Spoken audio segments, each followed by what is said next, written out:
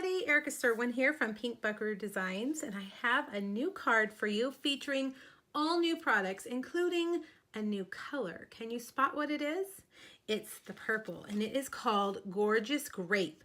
All of you purple fans out there who have been asking and saying Stampin' Up! Needs some more purples, well, you have got it with this new color revamp. This purple is awesome.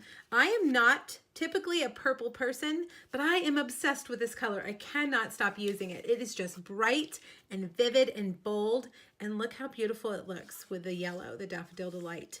And the new Pineapple Punch looks great with it too. All right, well, let me tell you about the stamp set. It's called Painted Glass, and it is in the new 2018-2019 annual catalog. It will be available June 1st, 2018, and it comes as a bundle. You can save 10% when you buy both. This bundle is really neat. These framelits are just so different and unique. Something that like we've never had before. And this butterfly, I want you to notice, when I first made this card, I fussy cut it, only to realize, hello, there's a framelit. So today when we make this card, we're going to use that framelit. All right, well, let's get started.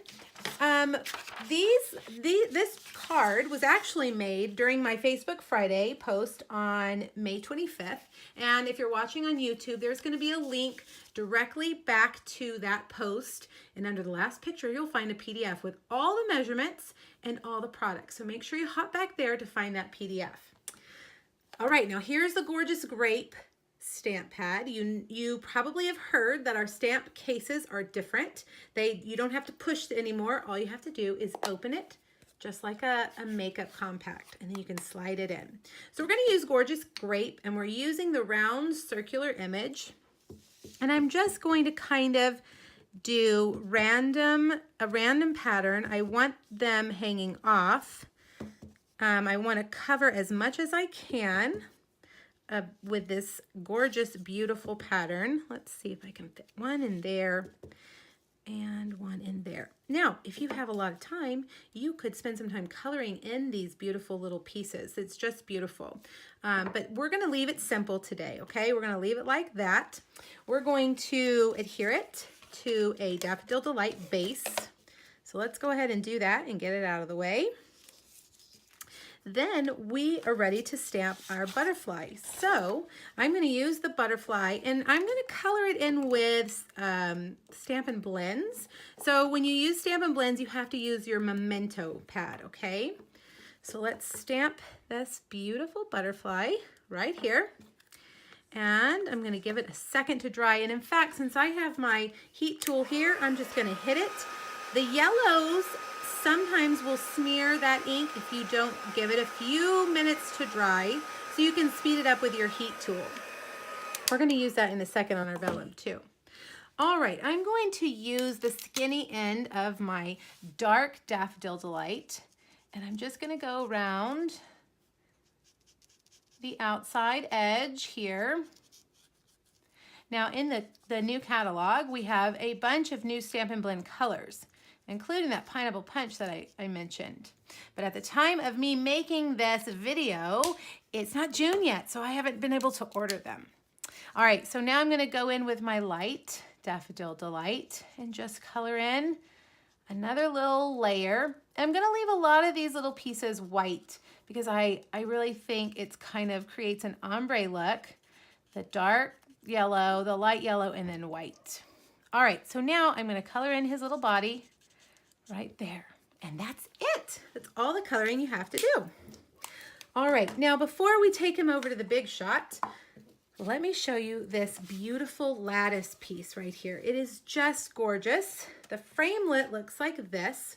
And as you could probably tell, it's going to be tricky to adhere to our card. So I'm going to use my multi-purpose adhesive sheets. Yes, these are in the catalog. They're easy to overlook.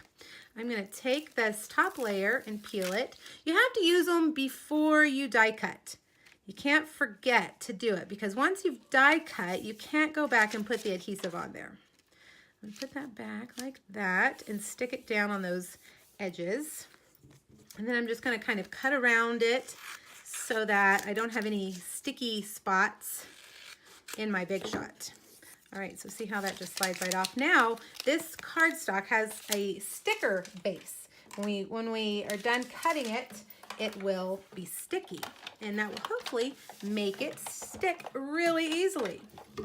All right, so here's my big shot, and I'm going to use my magnetic platform, and I'm going to put this guy in here. Now, I've noticed I have a little thing left over from the last time, so you want to make sure you get all those poked out in case you left any there. That way you'll get a really good cut. All right, put it down on there. And now our cute little butterfly with a framelit that I didn't even know I had.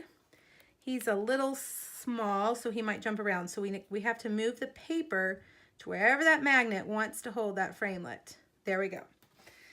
All right, now because this is really intricate, I'm gonna give it a couple of rolls through the Big Shot. That butterfly is cut, no problem.